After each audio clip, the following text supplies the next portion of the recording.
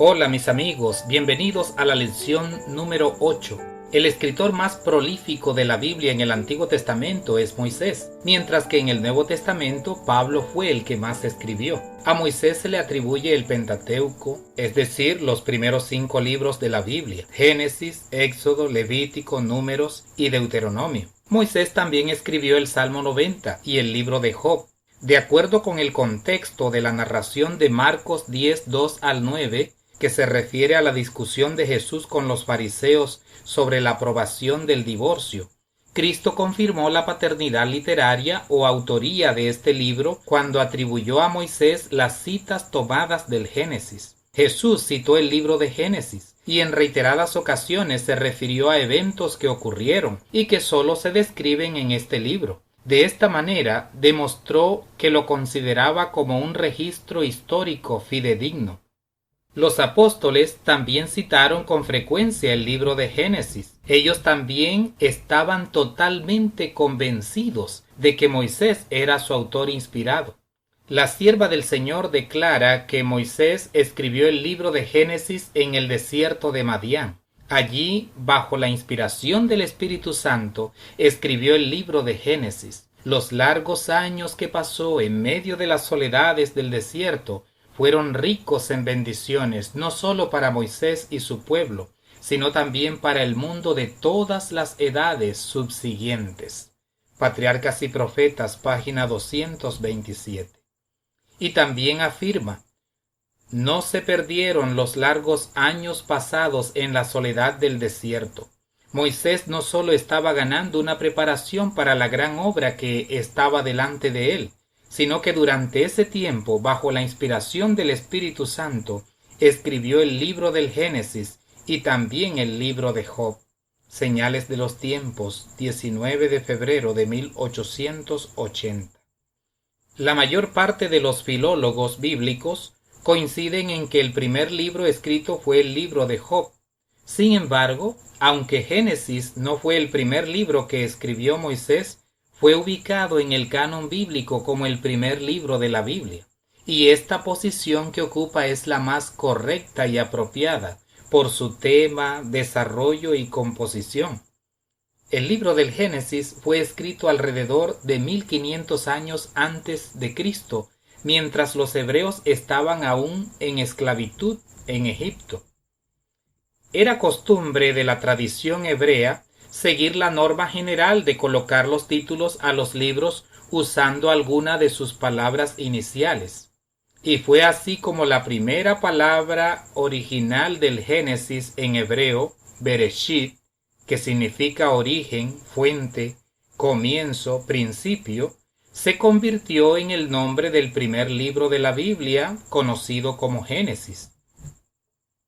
En realidad, el libro de Génesis, con sus 50 capítulos y sus 1533 versículos, es un libro fascinante y uno de los textos fundamentales de la Biblia. Génesis establece el fundamento de los demás libros de la Biblia, presenta la naturaleza multipersonal de Dios, expone la doctrina de la creación, describe el sábado como el monumento conmemorativo de la creación, presenta la historia de los orígenes, expone el origen del mal, esboza el plan de salvación, narra la historia funesta del diluvio universal, enfatiza el pacto que Dios hizo con la humanidad, establece las raíces del pueblo de Dios, enfoca el origen de la Iglesia, reseña el matrimonio monógamo y heterosexual y enseña muchas otras creencias y temas fundamentales. Génesis es una excelente plataforma alrededor de la cual giran los demás temas y asuntos de la Biblia, y sobre la cual descansan armoniosamente grandes verdades diseminadas en el Antiguo y Nuevo Testamento. Génesis es un verdadero preámbulo que establece el marco para el desarrollo de la historia humana, para mostrar las luchas y desafíos del pueblo de Dios y para orientar el programa divino para la salvación de la humanidad. Génesis es una gran introducción para los libros de la Biblia y una verdadera apertura para los actos de Dios en la historia de las vidas de la familia humana. Esta semana hemos llegado a la lección 8, la creación, El Génesis como pilar, parte 1.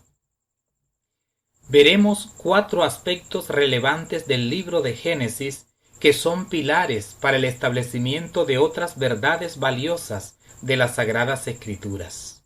Veamos el primer aspecto relevante, el principio del Génesis y la deidad creadora.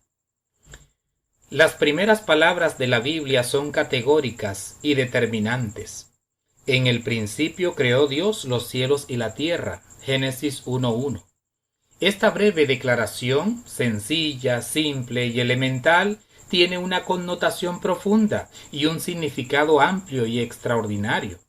Primeramente nos recuerda que todo lo humano tiene un principio, un origen, un comienzo, en contraste con aquel que es el alfa y la omega, principio y fin, según Apocalipsis 1:8.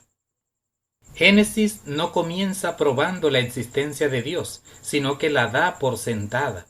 En el principio creó Dios los cielos y la tierra. Dios es antes del principio de Génesis 1, como lo afirma Moisés en el Salmo 90. Antes que naciesen los montes y formases la tierra y el mundo, desde el siglo y hasta el siglo, tú eres Dios. Salmos 92. Dios es eterno. Siempre ha sido y siempre será. No tuvo principio ni tendrá fin, ni sucesión alguna, en un ahora y permanente divino. Dios es perdurable y para siempre.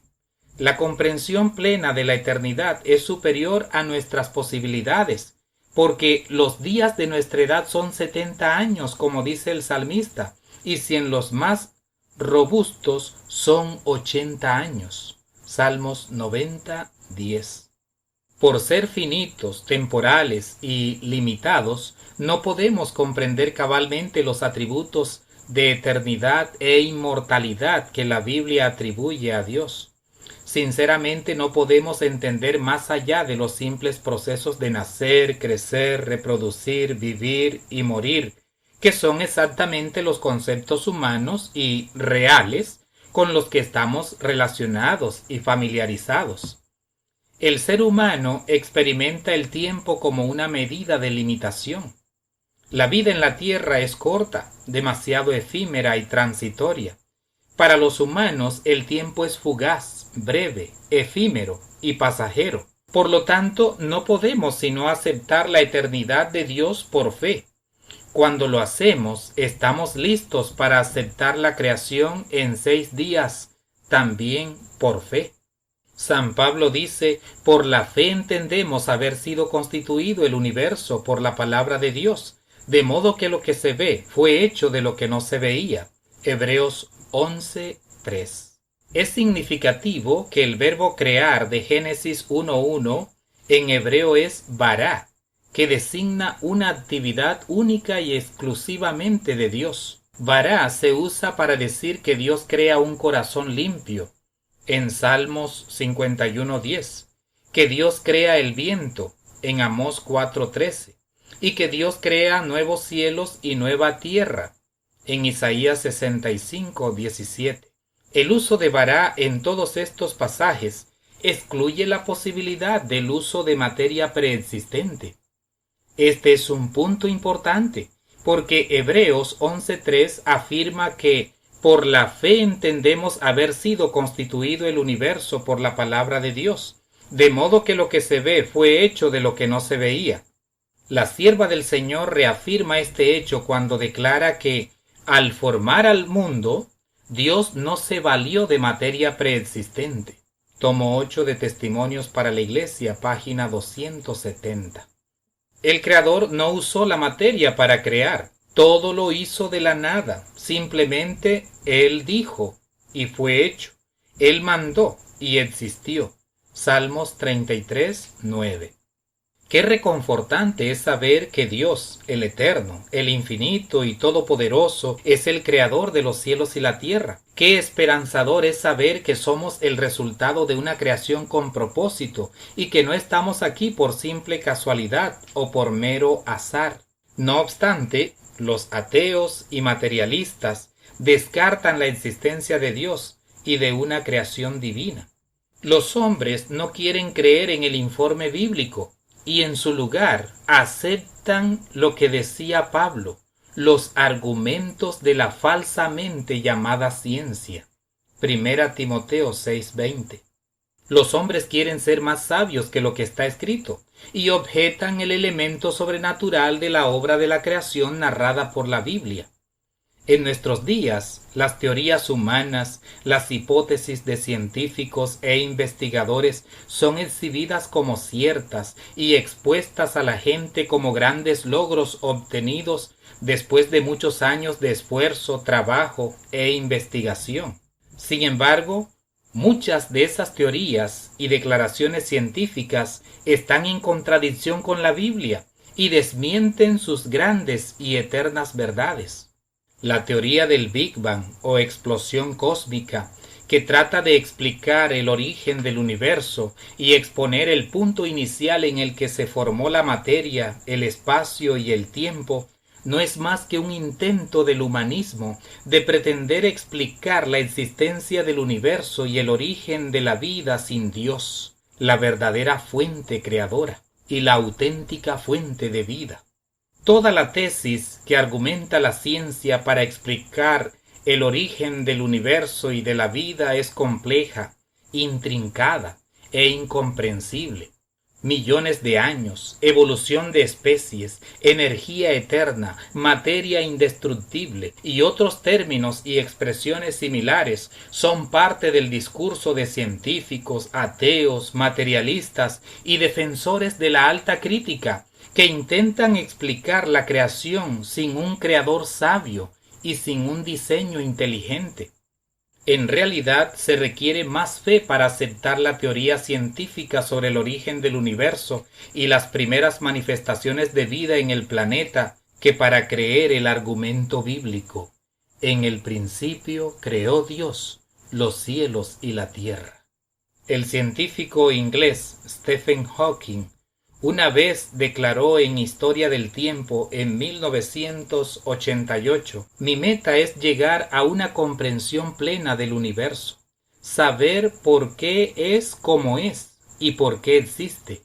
La respuesta a esta pregunta sería el triunfo definitivo de la razón humana. Lamentablemente, Stephen Hawking murió con este deseo en su corazón, y no logró cumplir su sueño que pretendía alcanzar sin la presencia de Dios en su vida. Pretender explicar la creación sin su hacedor es una empresa imposible. Por eso el espíritu de profecía afirma, nunca podrá la ciencia explicar la obra de la creación. ¿Qué ciencia puede explicar el misterio de la vida?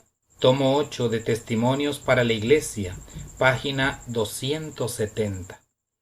De acuerdo con el libro de Génesis, en la creación intervinieron los tres agentes divinos, el Padre, el Hijo y el Espíritu Santo. La palabra Dios que usa Moisés en Génesis 1:1 es Elohim, una palabra plural que significa dioses. Sin embargo, el verbo crear, bará, en el hebreo está en singular. De modo que Génesis 1:1 atestigua el monoteísmo y la pluralidad de Dios, así como Mateo 28:19. Además, en la creación del hombre y la mujer mencionada en Génesis 1:26-27, se usa el plural hagamos para referirse a más de un miembro de la deidad que participó en la creación. Génesis 1:2 dice que el Espíritu de Dios se movía sobre la faz de las aguas, participando en la obra creadora, y Job 33:4 asegura que el Espíritu de Dios me hizo. En Génesis 1 se menciona a Dios y al Espíritu Santo participando en la obra creadora, y el Nuevo Testamento nos informa en Colosenses 1:16 que el Hijo de Dios también participó. Sin embargo, de acuerdo con la Biblia, el agente directo de la creación es Cristo, como lo atestigua Juan. En el principio era el Verbo, y el Verbo era con Dios, y el Verbo era Dios. Este era en el principio con Dios. Todas las cosas por Él fueron hechas, y sin Él nada de lo que ha sido hecho fue hecho. Juan 1, 1 al 3. Lo mismo expone Hebreos 1:2. En estos postreros días nos ha hablado por el Hijo, a quien constituyó heredero de todo y por quien asimismo hizo el universo. San Pablo también declara acerca de Cristo: Él es la imagen del Dios invisible, el primogénito de toda creación, porque en Él fueron creadas todas las cosas, las que hay en los cielos y las que hay en la tierra, visibles e invisibles, sean tronos, sean dominios, sean principados, sean potestades, todo fue creado por medio de Él y para Él. Colosenses 1, 15 y 16. El espíritu de profecía señala: Cristo estuvo con Dios en la obra de la creación, era uno con Dios, igual al Eterno. Solo Él, el Creador del hombre, podía ser su Salvador. Señales de los Tiempos, 13 de febrero de 1893. Y Libro Devocional a fin de conocerle, página 20. Y también se nos dice: fue Cristo quien extendió los cielos y echó los cimientos de la tierra. Fue su mano la que colgó los mundos en el espacio y modeló las flores del campo. Deseado de todas las gentes, página 11. Cristo es el Creador que nos hizo, pero también es el Recreador que nos ha hecho nueva criatura y ha prometido que al final hará nuevas todas las cosas. El segundo aspecto de nuestro estudio es los días de la creación y la institución del sábado. Con la creación, Dios estableció el ciclo semanal.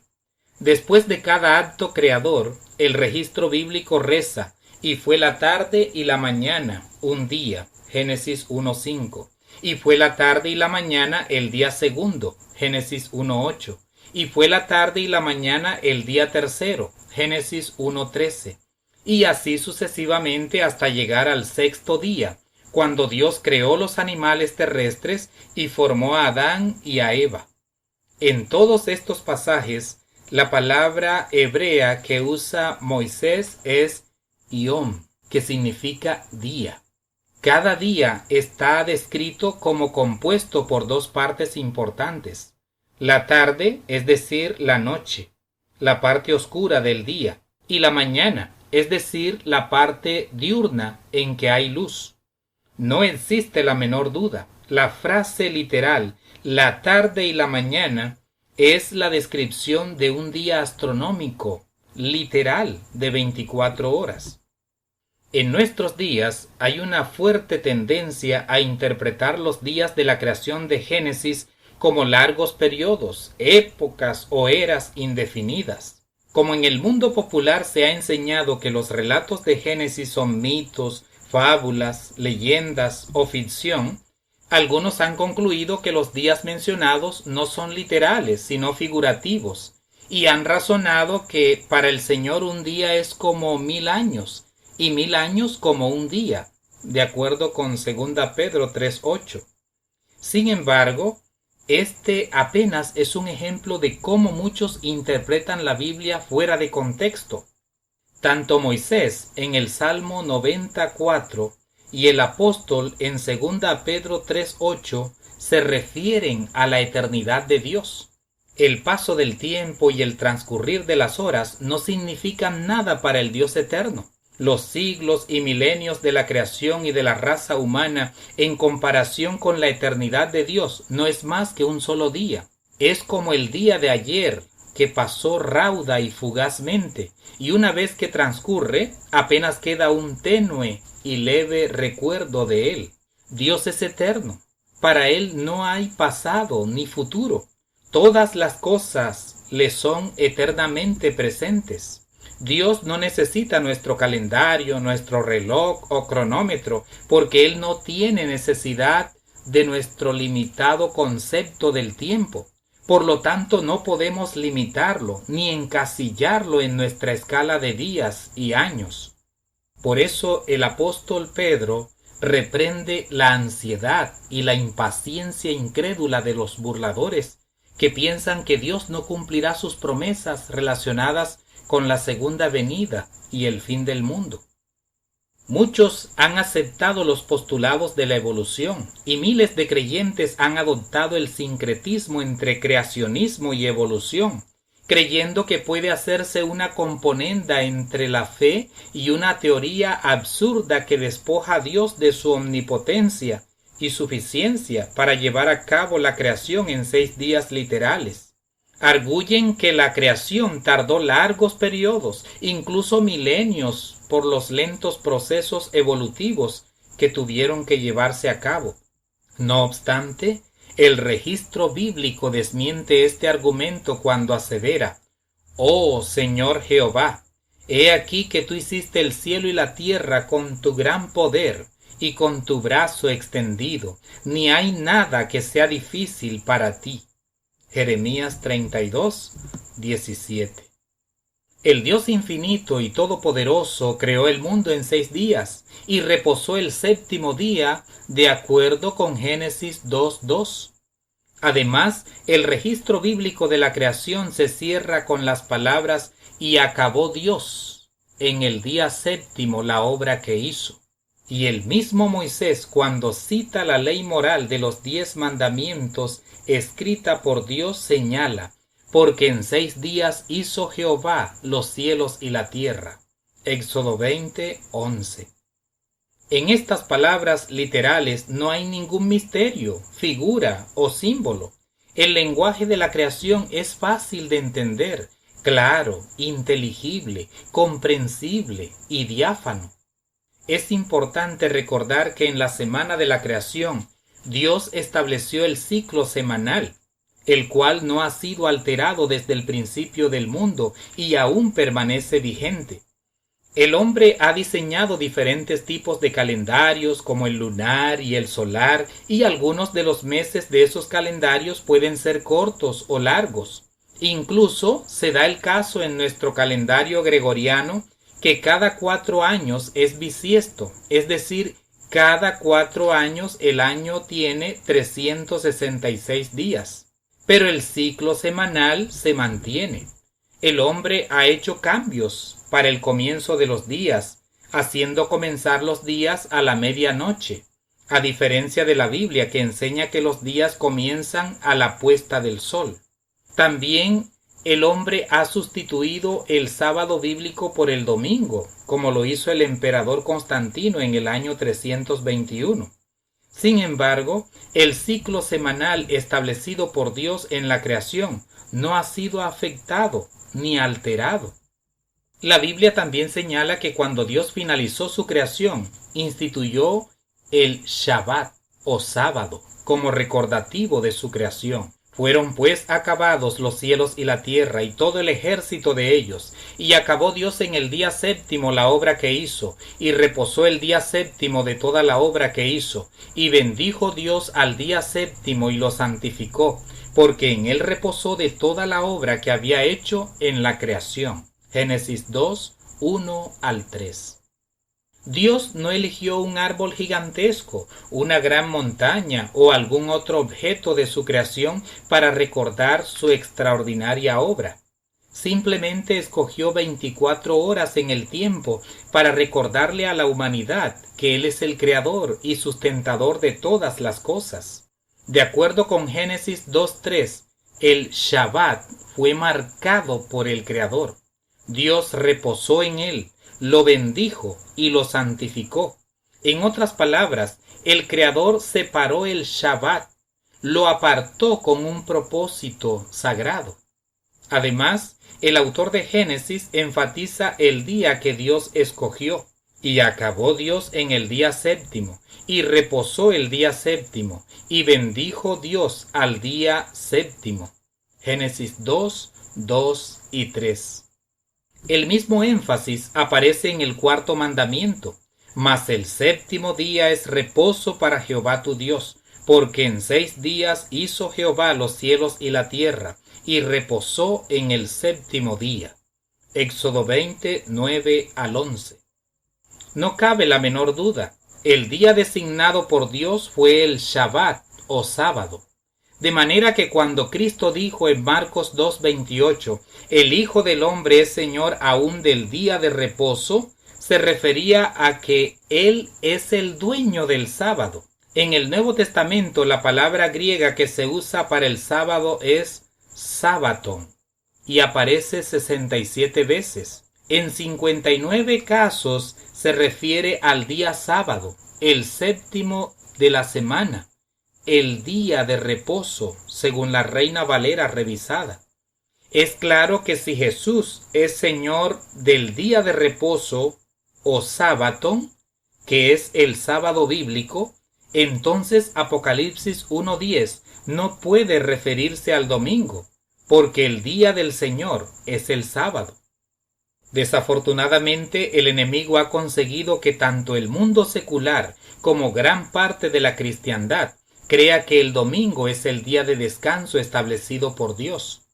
La Iglesia popular en el pasado adoptó el domingo, el día de reposo y de adoración pagano, como el sábado bíblico, y en 1517, cuando se dio la Reforma Protestante, las iglesias que se separaron de Roma y las que se formaron más tarde continuaron guardando el domingo como el día del Señor.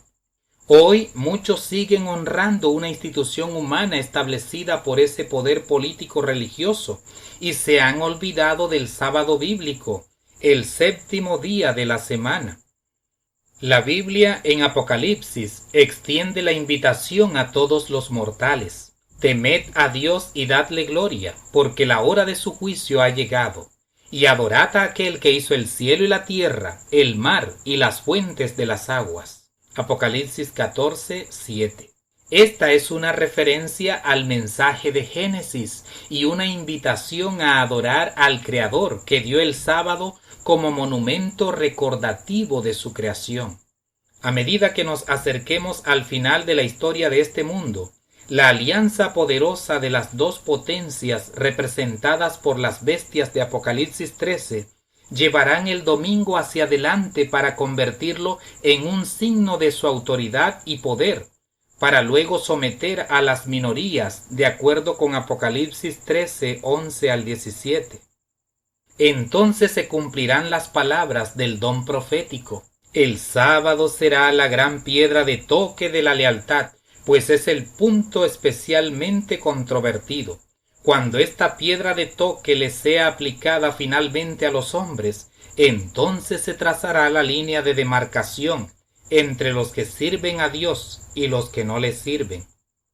Mientras la observancia del falso día de reposo, domingo, en obedecimiento a la ley del Estado y en oposición al cuarto mandamiento, será una declaración de obediencia a un poder que está en oposición a Dios. La observancia del verdadero día de reposo, sábado, en obediencia a la ley de Dios, será señal evidente de la lealtad al Creador, mientras que una clase de personas, al aceptar el signo de la sumisión a los poderes del mundo, recibe la marca de la bestia, la otra, por haber escogido el signo de obediencia a la autoridad divina, recibirá el sello de Dios. Conflicto de los siglos, página 591. El tercer aspecto relevante de nuestro estudio es la creación de la pareja y la institución del matrimonio. El registro bíblico señala que el día sexto Dios creó al hombre y a la mujer como corona de la creación. En los actos creadores de Dios de los 5 días anteriores, el Creador simplemente ordenó, expresó la palabra y fue hecho. Sin embargo, al crear al hombre y a la mujer, Dios cuidadosamente modeló, dio forma, diseñó. El hombre fue formado del polvo de la tierra, y Eva fue creada a partir de una costilla del hombre. Entonces dijo Dios: hagamos al hombre a nuestra imagen, conforme a nuestra semejanza, y señoree en los peces del mar, en las aves de los cielos, en las bestias, en toda la tierra y en todo animal que se arrastra sobre la tierra. Y creó Dios al hombre a su imagen, a imagen de Dios lo creó, varón y hembra los creó. Génesis 1, 26 y 27. El espíritu de profecía declara: Dios creó al hombre conforme a su propia imagen. No hay en esto misterio. No existe fundamento alguno para la suposición de que el hombre llegó a existir mediante un lento proceso evolutivo de las formas bajas de la vida animal o vegetal. Tales enseñanzas rebajan la obra sublime del Creador al nivel de las mezquinas y terrenales concepciones humanas. Los hombres están tan resueltos a excluir a Dios de la soberanía del universo que rebajan al hombre y le privan de la dignidad de su origen. El que colocó los mundos estrellados en la altura y coloreó con delicada maestría las flores del campo, el que llenó la tierra y los cielos con las maravillas de su potencia, cuando quiso coronar su gloriosa obra, colocando a alguien para regir la hermosa tierra, supo crear un ser digno de las manos que le dieron vida. La genealogía de nuestro linaje, como ha sido revelada, no hace remontar su origen a una serie de gérmenes, moluscos o cuadrúpedos, sino al gran Creador. Aunque Adán fue formado del polvo, era el Hijo de Dios. Conflicto y valor, página 11. Se debe tener en cuenta que cuando Dios creó a la pareja, el texto bíblico establece una diferencia. Varón y hembra los creó. Génesis 1:27. La palabra hebrea para varón es zakar, que designa al varón o macho. En cambio, la palabra para hembra es nekevá, que se refiere a la hembra o mujer. Esta diferencia es aún más evidente cuando Adán ve por primera vez a Eva y dice: «Esta será llamada varona, porque del varón fue tomada». Génesis 2:23. La palabra hebrea, que se traduce como varona, es isha, mientras que en este pasaje la palabra hebrea para varón es ish. Se debe tener en cuenta que al crear a Eva para estar al lado de Adán, Dios tenía un propósito. No es bueno que el hombre esté solo, le haré ayuda idónea para él. Génesis 2:18. El hombre es un ser social, fue creado para vivir en compañía, en sociedad. Dios hizo al hombre y a la mujer como dos entes semejantes, pero diferentes, con la capacidad de complementarse armoniosamente. Estas diferencias no tienen nada que ver con superioridad o inferioridad, sino más bien con su complementariedad. Cada uno halla su complemento en el otro, y su relación puede aprovecharla como una oportunidad para beneficiarse de esa diferencia. La diferencia física, anatómica y fisiológica del hombre y la mujer son perfectas y les permite complementarse, y sólo estas diferencias pueden hacer posible las palabras del Génesis: fructificad y multiplicaos, llenad la tierra. Génesis 1:28. Y el hombre se unirá a su mujer, y serán una sola carne. Génesis 2:24. Lamentablemente hoy vivimos en medio de una sociedad que ha invertido la escala de valores y de la moralidad. Las instituciones que Dios otorgó como regalo al hombre han sido tergiversadas, desvalorizadas y sustituidas por conceptos humanos y el desenfreno de las bajas pasiones. El sábado, que es el día del Señor, concedido como una dádiva para la familia humana, ha sido cambiado por el domingo, el día del sol. El matrimonio, que fue instituido con un propósito sagrado para que dos entes diferentes se gozaran y se complementaran el uno al otro, ha sido suplantado por uniones ilícitas y relaciones prohibidas, totalmente condenadas por la Biblia. Sin lugar a dudas que cada día nos estamos acercando al fin de la historia humana. La sociedad cada vez más se va asemejando a Sodoma y Gomorra y a sus ciudades vecinas que fornicaron y anduvieron, como dice Judas, en pos de vicios contra naturaleza. Judas 7. Es decir, se entregaron completamente al libertinaje sexual. La expresión que se traduce como vicios contra naturaleza en griego es sarkos heteras, que significa literalmente ir detrás de una carne diferente, lo cual es una clara referencia al pecado de sodomía, como lo practicaban las ciudades de la llanura. San Pablo también se refiere a las mujeres que cambiaron el uso natural por el que es contra naturaleza, y de igual modo también los hombres, dejando el uso natural de la mujer, se encendieron en su lascivia unos con otros, cometiendo hechos vergonzosos hombres con hombres. Romanos 1, 26 y 27. Pero llegará el día en que Dios pondrá a salvo a la familia humana que le honró y le obedeció, y entonces el fuego destructor aniquilará a los inicuos y destruirá a los hombres impíos. Y llegamos al cuarto y último aspecto relevante de nuestro estudio: el pecado y el plan de contingencia para la salvación del hombre. La creación de Dios fue una obra maestra y perfecta.